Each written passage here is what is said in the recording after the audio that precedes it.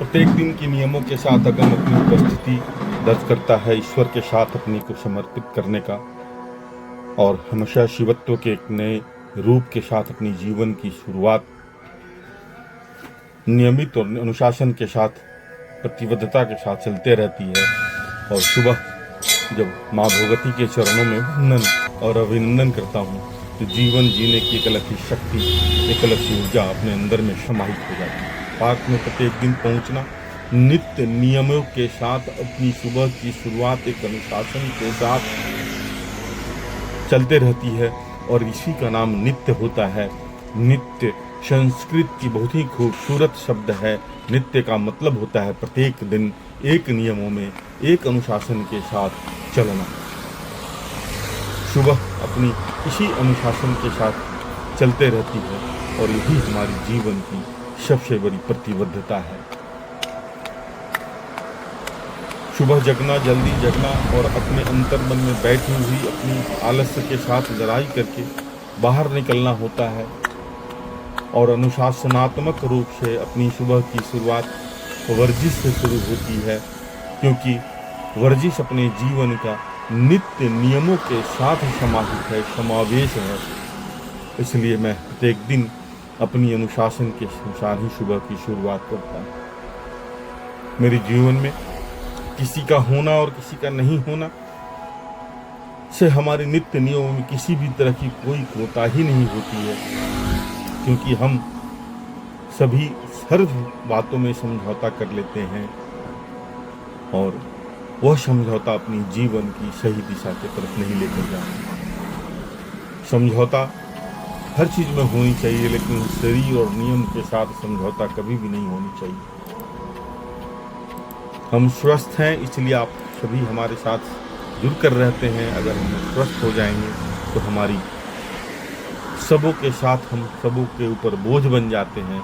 इसलिए अपने नियमों को कभी भी किसी भी हम सब चीज़ कर लेते हैं। नित्य हम सुबह ब्रश कर लेते हैं, नित्य हम शौच चले जाते हैं, नित्य हम भोजन कर लेते हैं नित्य, लेकिन नित्य हम अपने शरीर को समय नहीं दे पाते हैं, जिसके कारण सारी विश्व आपके सामने खड़ी होती है। वह आपके सोच और आपके शरीर के स्वस्थ विचारों के कारण ही संभव है। इसलिए प्रत्येक दिन अपनी सुबह सूर्योदय से पहले बिछावन छोड़ने की जरूरत होती है और नियमित निकलने की जरूरत होती है।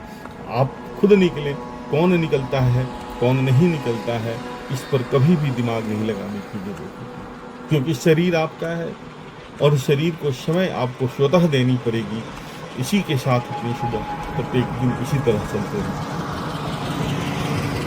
स्वस्थ शरीर ही स्वस्थ समाज की जननी होती है, स्वस्थ शरीर स्वस्थ विचारों की जननी होती है और स्वस्थ विचार अगर रखेंगे तो आप कहीं भी समृद्धता के साथ अपनी जीवन को सही रूप से संचालित कर सकते हैं, वरना संभव नहीं है कि आप स्वस्थ हैं और आप अपने सारे कार्य को सही रूप से संचालित कर पाएं। इसलिए हेल्थ इज वेल्थ, ये आज से नहीं है, वर्षों से है, सदियों से है। इसलिए हेल्थ को हम वेल्थ के रूप में नहीं देखते हैं, इसलिए हम कोताही करते हैं और अपने शरीर को समय नहीं दे पाते।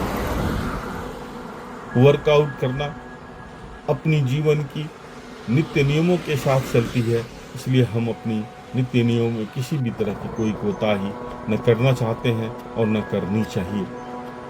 सूर्यदेव के साथ समागम, सूर्यदेव के साथ अपनी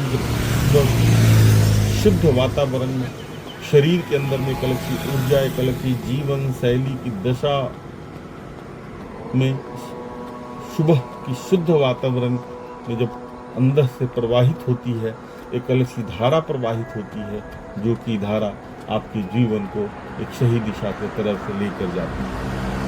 वर्कआउट करना और फिट रहना एक नशा की तरह है, एक पैशन है अपनी जीवन का। इसलिए हमेशा स्वस्थ रहना और नियमों के साथ चलते रहने की जरूरत है। कोई भी एक्सरसाइज, कोई भी काम करें तो एक समय सीमा के अंदर में उसको मानने की जरूरत है।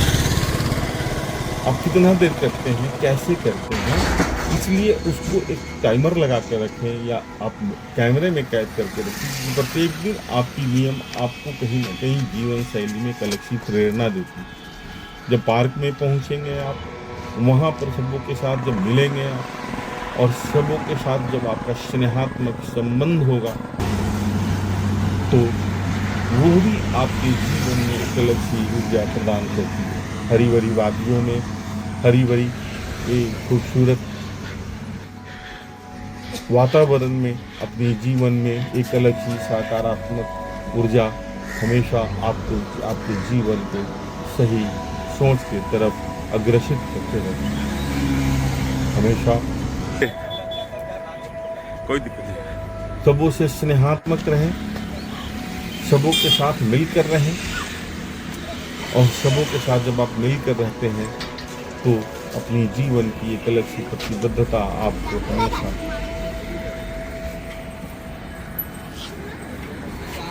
सही संतुलन बनाने के लिए प्रेरणा देते रहते हैं। जीवन में, पार्क में या जहाँ भी वर्जिश का जगह होता है, वहाँ हर व्यक्ति के अंदर में एक गजब सी ऊर्जा होती है, एक गजब सी सकारात्मकता होती है। और जब सबों के साथ आप स्नेहात्मक रहते हैं तो वह ऊर्जा आपके अंदर में प्रवाहित होती है और आपके जीवन में कहीं ना कहीं सही सोच, कहीं ना कहीं सही जीवन शैली को हमेशा प्रेरणादायक बनाकर रखते हैं। आप स्वतः नियम में, किसी और को नियम में रखने की जरूरत आपको नहीं होती, क्योंकि हम सभी स्वार्थी हैं। लेकिन स्वार्थी केवल दूसरे रूप में स्वार्थी बनते हैं। उस स्वार्थ को छोड़कर अपने स्वास्थ्य के लिए स्वार्थी बनना जरूरी है, अपने अनुशासन के लिए स्वार्थी बनना जरूरी होता है। जब आप अपने अनुशासन के लिए स्वार्थी जब बनते हैं तो जीवन को एक अलग सी दिशा सबों के साथ मिलती है। इससे आपके पैर में कभी भी दर्द नहीं होता है। इस एक्सरसाइज से पेट बाहर नहीं निकलता है, लोअर बेली हमेशा फिट रहता है। और कुछ भी एक्सरसाइज करें ना तो उसकी अच्छी जानकारी के साथ करें। नहीं करने से हम करते हैं उसी तरह होता है जैसे बच्चे पढ़ाई करते हैं लेकिन उन्हें पढ़ाई के बारे में पूरी अच्छी जानकारी नहीं हो पाती है।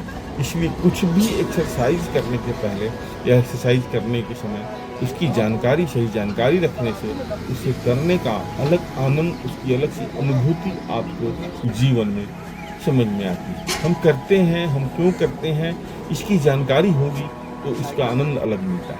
अब हमेशा स्वस्थ रहेंगे और सकारात्मक, स्वस्थ रहेंगे तो सकारात्मकता आपके जीवन में आती है। आप कुछ भी कपड़ा पहनते हैं, किसी भी तरह की भोजन करते हैं तो शरीर पर वो एक अलग सी खूबसूरती देती है, आपके चेहरे में एक अलग सी चमक आती है। कोई भी दुनिया में क्रीम ऐसा नहीं बना हुआ है जो आपके चेहरे को चमकीला बना सकते हैं, आपकी सोच को बदल सकता है। आज के समय में हर खबरों पर दिखाई जाती है कि आप हमेशा सुबह में शरीर को समय दें, लेकिन हम जानते हैं कि सुबह में समय देना चाहिए, सूर्योदय के पहले जगना चाहिए, लेकिन हम केवल जानते हैं, उसको अपने जीवन में अमलीभूत नहीं करते, अमल में नहीं लाते। इसलिए हमेशा स्नेहात्मक रहें, हमेशा जीवन को एक सही दिशा की तरफ लेकर चलते हैं। गंगा किनारे की दृश्य एक अलग की खूबसूरती देती है, एक अलग की शुद्धता देती है। गंगा हमारी जननी है, पृथ्वी की जननी है। अपने पूरे भूमंडल को वह एक अलग सी दिशा देती है, एक अलग सी सोच देती है। कितने लोगों की जीवन यापन होती है और आस्था की सबसे समृद्ध नदी, आस्था की सबसे समृद्ध धारा हमारी माँ गंगा है। और यहाँ पर शवों का एक अलग सी सोच के साथ सभी सुबह पहुँचते हैं और सभी अपने ईश्वर को आवाहित करते हैं, आवाहन करते हैं। और अपनों को हर व्यक्ति यही चाहता है कि हमारा समागम ईश्वर के साथ हो, हमारी सोच ईश्वर के साथ चले। और लेकिन हम केवल सोचते हैं, उसको अपने जीवन पर नहीं लाते। गंगा एक धारा है, उस धारा में निरंतरता के साथ हम चलते रहते हैं, तो आपकी जीवन में एक स्पष्टता, एक अलग सी शुद्धता और एक अलग सी जीवन शैली में एक अलग सी शक्ति प्रवाहित होती है। और सबों के साथ जब मिलते हैं, क्योंकि आप केवल पढ़ लेंगे तो बहुत सारी बातों को नहीं समझ पाते हैं, इसलिए हमेशा एक दूसरे से प्रेरणा लेने की जरूरत होती है, हमेशा एक दूसरे के साथ स्नेहात्मक रहने की जरूरत होती है। और सनातन की सीधा रखिए, खूबसूरत बातें यही हैं कि हम सभी एक परिवार के सदस्य हैं और सबों के लिए हमेशा मन में एक अलग सी सोच रखने की जरूरत होगी, एक अलग सी जागृति रखने की जरूरत होगी, हमेशा फिट रहने की जरूरत होगी। माहौल आपको आपके जीवन को हमेशा एक अलग सी प्रतिबद्धता दे देता है, एक अलग सी शक्ति दे देती है और आप हमेशा खुश रहते हैं। और समाज में जब आप मिलकर रहते हैं तो समाज के साथ एक अलग सी धारा, एक अलग सी ऊर्जा और निश्चलता से अपनी जीवन की एक अलग सी शुरुआत होती है। और सुबह की शुरुआत एकदम निश्चल ही होना चाहिए, क्योंकि सूर्यदेव हमारे एकदम निश्चल आते हैं। निष्पाप आपकी जीवन होनी चाहिए और हमेशा जीवन में लचीलापन बनाकर रखने की जरूरत होती है। जिस समय आपके मन में यह बात समझ में आने लगे कि कहीं ना कहीं आपसे कुछ गलतियां हुई हैं, आप स्वतः उसे स्वीकार करें और उसे निवेदन पूर्वक, विनती पूर्वक वहां से अपने आप को पीछे करें, क्योंकि परिवार की समृद्धता उसी में होती है जब आप सभी के साथ मिलकर, सभी के साथ, सभी के भावनाओं के साथ चलने का प्रयास करते हैं। और वह प्रयास उसी समय होगा जब आप स्वस्थ रहेंगे, आप समृद्ध रहेंगे, वरना यह संभव नहीं है। एरोगेंसी, अकरण अपने जीवन के लिए कभी भी सही नहीं होता है।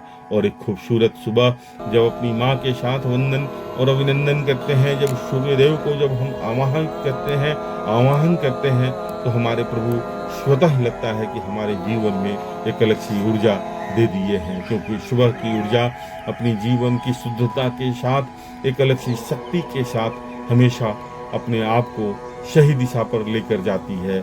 और यही तो खूबसूरती है अपने सनातन संस्कृति की। योग और यौगिक क्रिया, अगर आपको स्वस्थ रहना है तो एक्सरसाइज करना पड़ेगा, आपको ध्यान में रखना है तो मेडिटेशन करना पड़ेगा, सुबह सूर्यदेव के साथ अपने आप को जोड़ना पड़ेगा।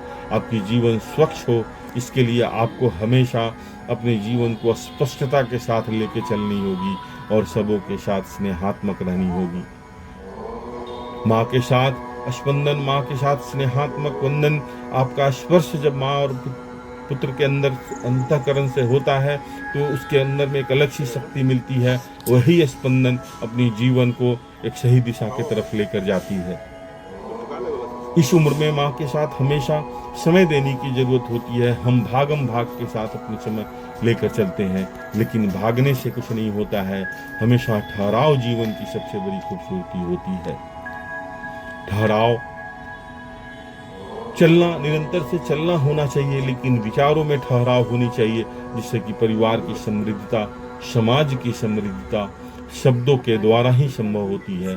और वह अपनी यह एक्सरसाइज हमेशा मैं करता हूँ, और यह माइग्रेन के लिए, सर्वाइकल स्पॉन्डाइटिस के लिए, जिन्हें बोलने में परेशानी होती है उसके लिए, जिसे, क्योंकि हर चीज़ का दवा से इलाज कम होता है।